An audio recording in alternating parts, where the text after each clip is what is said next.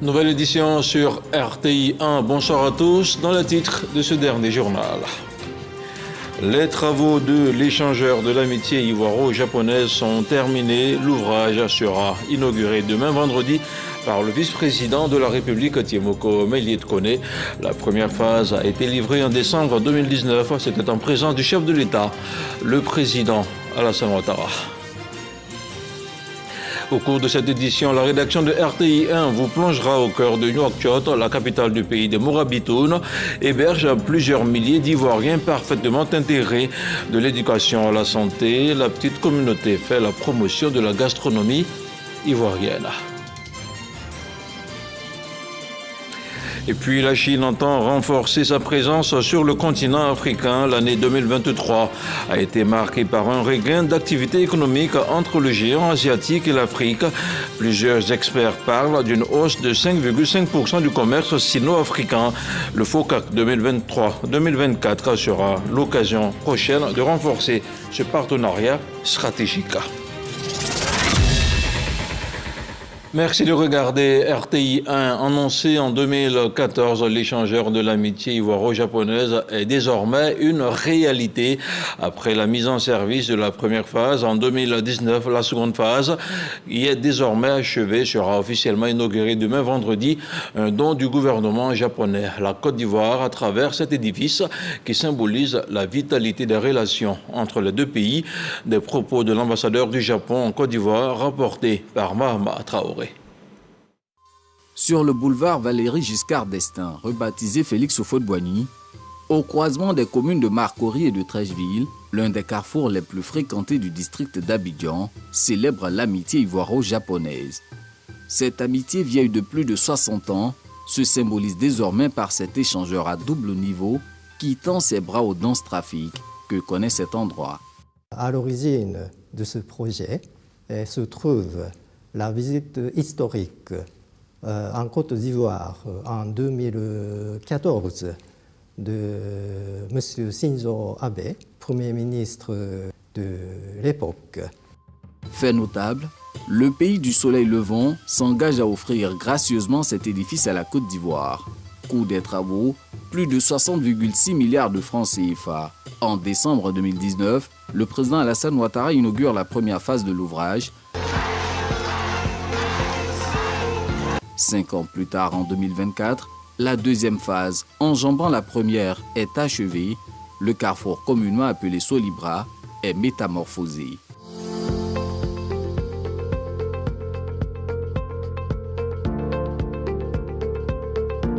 En reconnaissance de cette amitié, la Côte d'Ivoire décide de rendre hommage à l'ex-premier ministre japonais Shinzo Abe, initiateur de cette réalisation majeure, décédé en 2022 des suites d'une attaque par balle. Apprenant le décès tragique de l'ancien Premier ministre Shinzo Abe, Son Excellence, Monsieur le Président de la République, a bien voulu le rebaptiser l'échangeur de l'amitié ivoiro-japonaise Shinzo Abe. Donc j'aimerais profiter de cette occasion pour renouveler tous nos remerciements pour sa pensée profonde à l'égard de M. Abe et du Japon. Un échangeur et bien plus pour maintenir cette coopération ivoiro-japonaise au beau fixe. Nous travaillons déjà sur le projet de 3 échangeurs sur l'ancien boulevard François Mitterrand et également sur le projet, la deuxième phase du projet de la construction de terminal céréalier et au port autonome d'Abidjan. Le Japon, qui compte une centaine de ressortissants et une vingtaine d'entreprises en Côte d'Ivoire, mise également sur les échanges culturels. Le campus de l'université Félix Houphouët-Boigny de Cocody abrite depuis l'an dernier un centre d'études dédié à l'apprentissage de la langue japonaise. Le 15 septembre prochain, le Premier ministre se rendra à Bonois. Robert Begré-Mambé y parlera de paix, de cohésion sociale, mais aussi de développement. C'est en substance le message dont était porteur cet après-midi son chef de cabinet à la royauté de Bonois. En retour, les dignitaires du peuple haïvé ont marqué leur disponibilité à recevoir le chef du gouvernement. Les précisions de Franck Quadio. Bonois au palais du roi des Eivets, une réception particulière. Nana Miesan Kakou Venance reçoit l'émissaire du Premier ministre Robert Begré-Mambé, en l'occurrence son chef de cabinet Yapo Yapi Janus, porteur d'un message. Le chef du gouvernement sera en visite ici le 15 septembre prochain, l'entame d'une tournée pour parler développement. Les populations de Grand Bassam, d'Assini, d'Adiaké et des Bonois se sont entendus pour que lui vienne ici.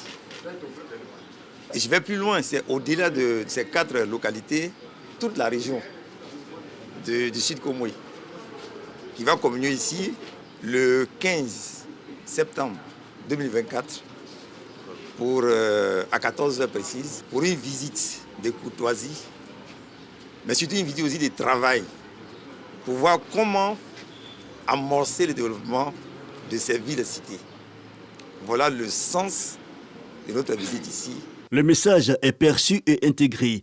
Le roi des Eivets de Bonois Nana Miesan Kakou et sa notabilité, les Noju générations au pouvoir, les élus émanant de partis politiques différents et l'ensemble des collectivités, tous s'engagent déjà et rassurent l'envoyé de Robert Begré-Mambé quant à la mobilisation sur la bonne tenue de l'événement. Depuis 5 ans que Sa Majesté Aoura Kakou, Miesan Kakou Venance a été installé sur son trône, il a souhaité que le président de la République lui-même vienne à Bonois pour écouter le peuple aboréivé, pour le comprendre et comprendre que c'est un peuple qui est ouvert au développement. C'est le chef du gouvernement qui vient et donc nous saurons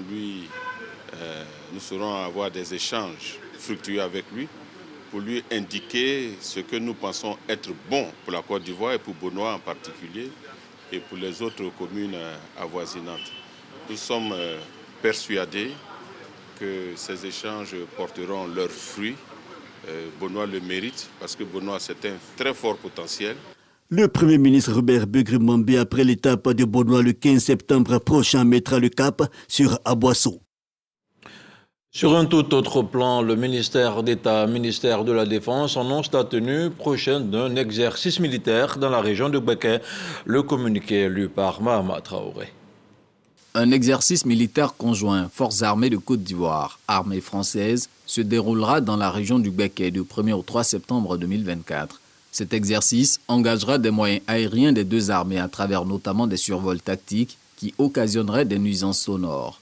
Cet entraînement se situe dans le cadre du renforcement des capacités des pilotes ivoiriens à l'aviation de combat et vise à éprouver l'interopérabilité des moyens globaux de protection de l'espace aérien dans une perspective interalliée.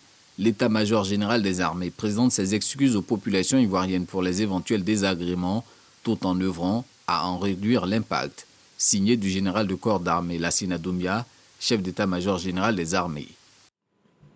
Le dossier inter de ce jeudi soir nous conduit tout droit en Mauritanie. Plusieurs milliers d'Ivoiriens ont choisi d'y vivre, exerçant dans l'éducation, la santé ou encore dans la gastronomie. La restauration, un domaine d'activité qui réussit bien à nos compatriotes qui ont remporté un pari, celui d'avoir réussi à exporter les saveurs ivoiriennes chez les Mourabitounes. Un dossier réalisé par Barnabé Conan et Carmel Dia, de retour de Nouakchott.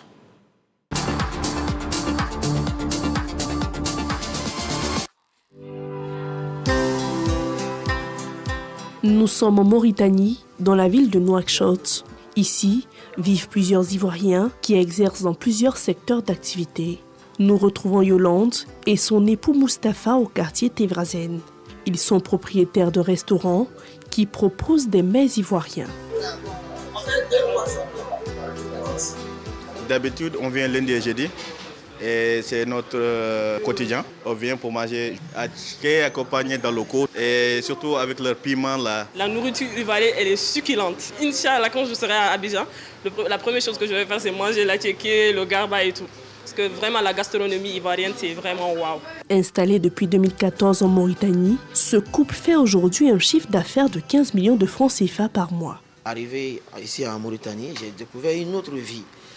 Voilà, on a vu qu'ici c'est facile, surtout pour une personne qui a des ambitions. Donc du coup, je me disais, qu'est-ce que je partais chercher au Maroc ou en Europe si du moment où je peux tout avoir ici. Le fonds d'investissement, 1 500 000 francs CFA, on s'est lancé dans la restauration, on a pris une petite boutique et au fur et à mesure, on a agrandi le business. À 90%, la clientèle elle est étrangère, soit mauritanienne ou des expats. Donc il faut reconnaître que la nourriture ivoirienne est très prisée si vraiment elle est bien entretenue et bien faite. Quotidiennement, on s'approvisionne en poisson. Les poissons de qualité, le poisson frais, et c'est ce qui même attire la clientèle. Parmi les recettes ivoiriennes les plus demandées figurent l'attiéké, la loco, le poulet grillé et le poisson braisé. Du poisson frais que Mustapha et Yolande prennent quotidiennement ici au marché du poisson. Il est situé à 10 minutes du quartier Tevrazeni-Loka. Ici, toutes sortes de poissons, du mâchoiron, des carpes et aussi des capitaines. C'est dans la soirée aux environs de 17h que les pêcheurs mettent le filet pour aller pêcher le poisson qui finira dans les assiettes des clients. De Mustapha et Yolande. Direction le marché 5e, on y trouve les produits alimentaires, le vivrier et le textile. Nous allons à la rencontre d'Antoinette Piti, cette jeune dame ivoirienne qui commercialise la poudre de djumblé, l'huile rouge, le gombo et la pâte d'arachide. Nous, on pile la graine en Côte d'Ivoire pour venir avec. Donc on fait ça en pâté comme ça. Côte d'Ivoire, ivoirienne. Ivoirienne. Moi je viens d'Agboville. Beauville. Oui, Beauville. Tu connais là-bas? Oui, c'est Beauville. Tu vois? C'est bon tu à Tchaké, wallah. Le Mauritaniens mangent à Tchaké, c'est bon. Mauritaniens mangent maintenant à Tchaké. Wallah. L'attiéké, ce mets ivoirien très prisé à Nouakchott. Ici, Félicité Bina a ouvert son magasin dans le marché de 5e. Elle fabrique et commercialise son attiéké, made in Côte d'Ivoire. On peut prendre le manioc à Abidjan, mais souvent, le cas fait 4 à 5 jours que ça arrive sur Nouakchott. Donc quand on prend comme ça les boules déjà faites là-bas, le temps ça va arriver ici, là, c'est déjà gâté. Donc on a préféré prendre directement en Côte d'Ivoire, on met dans les gros camions. Quand ça vient ici, on va détacher, on trempe comme ça pour enlever l'amidon. Et puis maintenant on presse sur la machine. Voilà, on va en gros et puis en détail. Les grossistes viennent prendre pour aller dans les restaurants. Puis les détaillés aussi, ceux qui veulent manger, ils viennent prendre ça ici. Ici, les boules sont vendues à 250 ouguiya, équivaut à 450 comme ça. Bon, 500, voilà, 500 francs CFA. Si le sac pèse 130-140 kilos, on peut s'en sortir avec 35 000, 40 000 ouguiya, qui équivaut à 50 000 francs CFA ou 60 000 francs CFA. Ils sont plus de 6 000, ces Ivoiriens vivant en Mauritanie. Ils caressent le vœu de revenir un jour dans leur pays d'origine afin de partager leur expérience et participer au développement du secteur privé. Un dossier que vous aurez le loisir de revoir sur nos différentes plateformes digitales. Retour en Côte d'Ivoire dans le cadre d'une tournée de développement dans la région du Gontougo. Les ministres de la Santé et de l'Agriculture ont visité les localités de Sénandé et de Ouaté. Les populations de ces localités ont en retour bénéficié de dons en matériel médical et de la réhabilitation d'un centre de santé ainsi que d'une ambulance. Une action permise grâce à un financement de la Banque mondiale. On en parle avec Michel Mambo. Ouaté, village de la région du Zanzan. Événement heureux, il accueille une ambulance médicalisée et du matériel. Des équipements en réponse aux besoins pressants, car ici, l'accès aux soins restait un défi majeur. À travers cet acte, c'est toute une vie qui reprend. C'est l'espoir qui renaît. Et c'est l'avenir qui s'annonce sous de meilleurs auspices. Permettez-moi, au nom des populations de Braé et de Ouaté, d'exprimer notre infinie reconnaissance à la Banque mondiale et à l'État de Côte d'Ivoire pour cette réalisation. Le ministre de la Santé, de l'Hygiène publique et de la couverture maladie universelle, Pierre Demba, souligne à l'occasion l'importance de ces dons qui visent à améliorer la prise en charge des urgences et à renforcer les infrastructures sanitaires. Le président Alassane Ouattara, qui a de grandes ambitions pour son pays, a dégagé des moyens importants pour que nous puissions améliorer les plateaux techniques, mais il a permis également d'étendre le réseau de soins, ce qui fait qu'aujourd'hui en Côte d'Ivoire, 8 personnes sur 10 vivent à moins de 5 km d'un centre de santé. Des équipements sanitaires Également des travaux de réhabilitation des centres de santé réalisés grâce à l'appui financier de la Banque mondiale. Le président du conseil régional du Gontougo s'en félicite. Pour Kobena Kwasi Adjumani, cela témoigne de l'engagement du gouvernement à faire du bien-être des populations une priorité. Vous avez cette grande chance d'avoir ce joyau grâce au président Alassane Ouattara. Cette ambulance, c'est comme un hôpital. Il y a des gens dedans, ils peuvent s'asseoir pour te soigner. Il y a des médicaments, on peut prendre dedans, on peut te réanimer. Donc tout est dans cette voiture que vous voyez. Ces actions s'inscrivent dans le cadre d'une tournée d'inspection dans les établissements de santé entamée début août. Toujours à l'intérieur du pays et ce clap de fin pour le programme Campus Citoyen dans la cité du Poron. À Korogo, 402 jeunes ont bénéficié d'une formation au civisme et à la citoyenneté. C'était du 6 au 27 août dernier. Plusieurs jeunes issus de divers horizons ont ainsi renforcé leur compréhension et leur engagement en faveur de la paix et de la cohésion sociale. C'est un compte-rendu de la 3e édition, une correspondance signée à Missy Soko. Korogo, 3e édition du campus citoyen. 402 jeunes, dont une vingtaine de réfugiés des pays limitrophes, désormais armés de connaissances et de compétences citoyennes, sont prêts à contribuer au renforcement de la paix et de la cohésion sociale. Durant 3 semaines, au lycée Houphouët-Boigny, ils ont été outillés entre autres sur la paix, les droits de l'homme, le secourisme et la prévention de la consommation de l'alcool, du tabac et des drogues. Cette formation fait de nous des citoyens modèles, des Ivoiriens nouveaux, comme le souhaite Monsieur le Président de la République, notre papa, son Excellence Alassane Ouattara. Le programme Campus Citoyen est un projet initié par le ministère de la Promotion de la Jeunesse, de l'Insertion professionnelle et du Service civique. Il est exécuté par l'Office du Service civique national en collaboration avec la Gendarmerie nationale, l'UNFPA, l'UNICEF et la GIZ. C'est une école de formation à la discipline et à la rigueur. C'est également le lieu d'apprentissage de nos us et coutumes, afin d'assurer l'ancrage culturel de nos jeunes, viatique indispensable dans un monde en constante évolution. J'ai noté avec grande satisfaction la participation active des filles, sans le leadership desquelles nous ne pourrions atteindre la vision commune d'une Côte d'Ivoire solidaire et prospère. Le programme Campus Citoyen est une priorité gouvernementale, a souligné le ministre de la Communication, patron de la cérémonie. Il vise également à maintenir les jeunes loin de l'extrémisme violent. Depuis 2022, ce sont environ 3000 jeunes provenant de toutes les régions de la Côte d'Ivoire qui ont été formés. Ce campus citoyen est donc un puissant instrument de brassage culturel, social, territorial, et par conséquent un vecteur de paix et de cohésion sociale. Autre temps fort de la fin de cette 3e édition du campus citoyen, la distinction des ambassadeurs de paix du Poro, des sketchs et un défilé. On parle maintenant de politique. Henriette Dagri Diabaté, la figure maternelle du RHDP, a reçu récemment une délégation du bureau exécutif de l'Union des femmes du parti. La rencontre a été l'occasion pour les femmes de faire un point sur leurs activités récentes. Elles ont aussi sollicité les conseils avisés de leurs mentors. Le point de la rencontre avec Sidonie Davila. Pour renforcer les liens et bénéficier des précieux conseils de leurs mentors, le bureau exécutif de l'Union des femmes du RHDP a rendu visite à Henriette Dagri Diabaté, pionnière et vice-présidente du parti.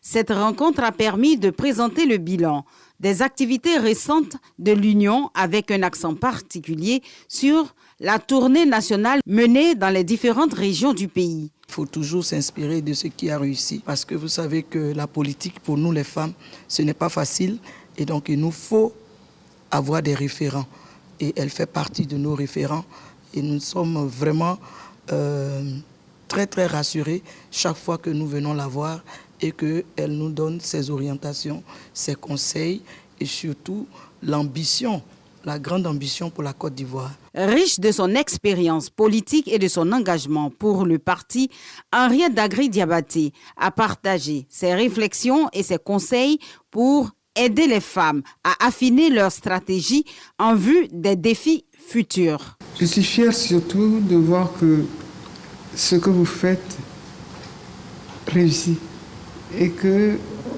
on ne pense pas que les femmes doivent se mettre à la maison et attendre que les hommes fassent ce qu'il faut faire. Les femmes travaillent et font la fierté de la Côte d'Ivoire. Alors que le RHDP se prépare activement pour les élections de 2025, les conseils d'une figure emblématique telle qu'Henriette Dagri-Diabaté sont précieux pour ces femmes. Son soutien indéfectible est une source d'inspiration pour l'Union des femmes du RHDP. Cap sur la localité de San Pedro avec la coordination départementale du RHDP qui prépare déjà la présidentielle 2025. Après la formation de ses membres, elle a procédé à l'enrôlement de nouveaux majeurs, une coordination départementale qui peaufine également les préparatifs de la grande cérémonie d'hommage au chef de l'État, Sam Kona. Après la formation et la présentation du bureau de la coordination communale, les responsables communaux et départementaux des structures du RHDP ont été convoqués pour une autre rencontre à la salle du Rotary. L'enrôlement des nouveaux majeurs et des nouveaux votants au centre des préoccupations. Dans la région de San Pedro, nous n'avons pas de candidat à l'élection présidentielle 2025. Notre candidat unique, c'est notre papa national, le président, son Excellence Alassane Ouattara. Pour préparer les élections, les échéances à venir, les élections 2025, grâce au directoire qui nous a donné des moyens, nous avons décidé de mettre en mission les structures, les départementaux, les délégués de zone, les secrétaires de section, les comités de base, les structures spécialisées. Il a été également question des préparatifs de l'hommage que va rendre le district au chef de l'État le 28 septembre prochain pour ses actions de développement en faveur des régions du Bas-Sassandra. Nous comptons sur vous pour que l'hommage soit une réussite. Les personnes désignées pour investir le terrain en vue du recensement des nouveaux majeurs et des nouveaux votants promettent s'investir pleinement pour la victoire du parti en 2025. Et ici à Abidjan, le secrétaire exécutif en chef du PDCI RDA a rencontré les structures de jeunesse du parti, des échanges dans le cadre de l'organisation des assises de la jeunesse prévues du 6 au 8 septembre prochain à Yamoussoukro. Sylvestre Mou a appelé l'ensemble des structures de jeunesse à investir le terrain, une mobilisation pour la reconquête du pouvoir d'État en 2025. Le témoignage de Moussa Konaté. Pour la reconquête du pouvoir d'État, le PDCI RDA compte sur ses jeunes militants. À cette rencontre avec les organisations de jeunesse, le secrétaire exécutif explique la nouvelle vision et orientation du parti. Une solution possible s'offre à nous, c'est le triomphe du parti à la prochaine élection présidentielle d'octobre 2025. Quelle contribution de la jeunesse face à cet enjeu? Comment les jeunes du PDCI RDA se préparent-ils pour relever les défis qui sont les leurs dans le projet de reconquête du pouvoir d'État? Par où, avec quels moyens y parviendront-ils? Par cette interrogation, le secrétariat exécutif entend bâtir une approche consensuelle et concrète avec la jeunesse du parti pour investir efficacement le terrain, révisiter les structures de jeunes de tous nos comités de base, de nos sections et de nos délégations. Selon le secrétaire exécutif, le président du PDCI RDA Tidiane Thiam accorde une place privilégiée à la jeunesse, une force qui constitue un appui dans l'atteinte des objectifs futurs.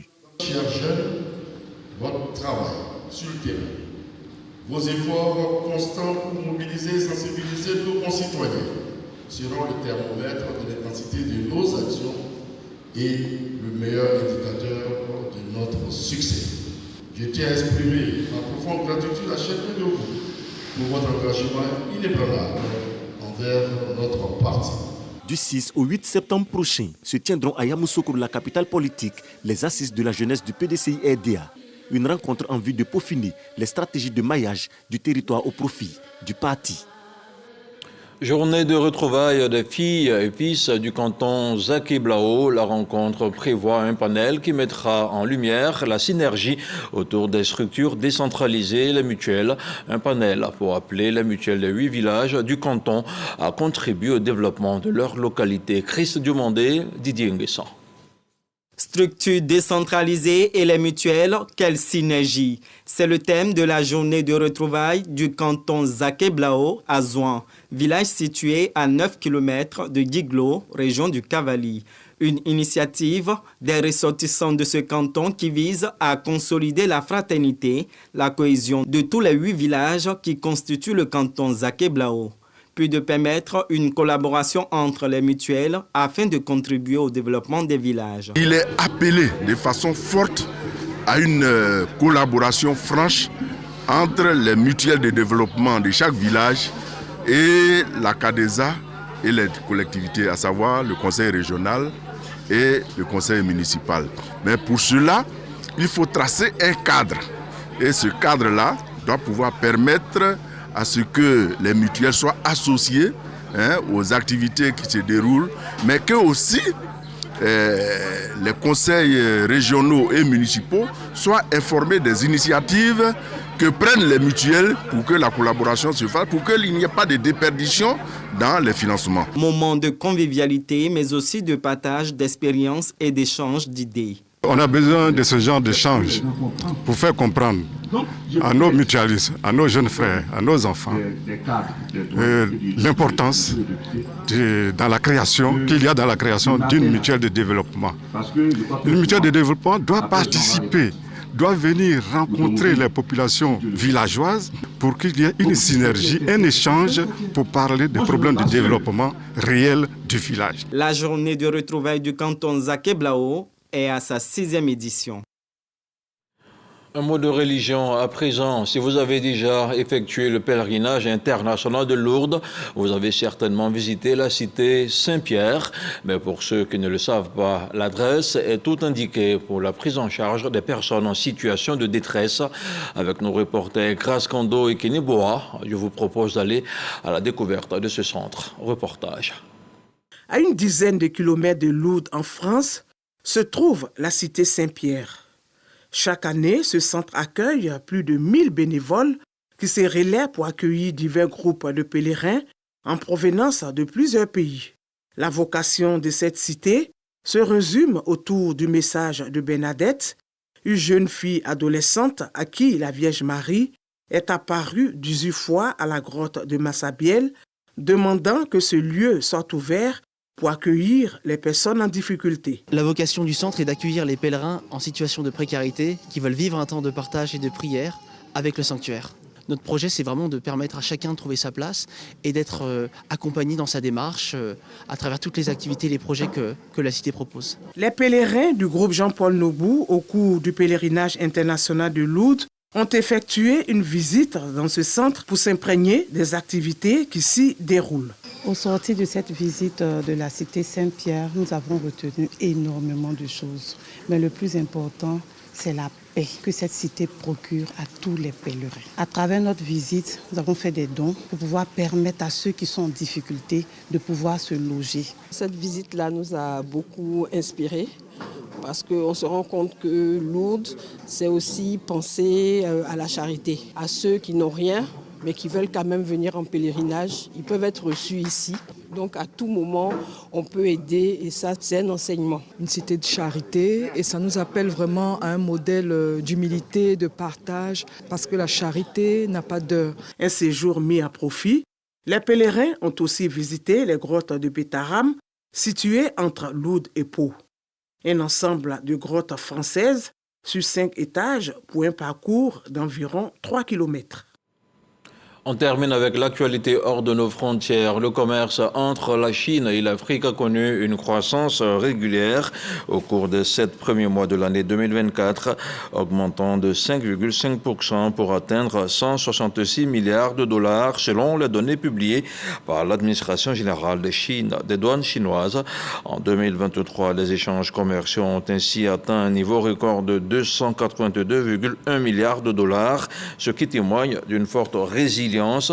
Il est bon de rappeler que la Chine est restée le premier partenaire commercial de l'Afrique pendant 15 années consécutives. Et voilà, c'était pour vous le dernier point de l'actualité de ce jour. Bonsoir et à demain.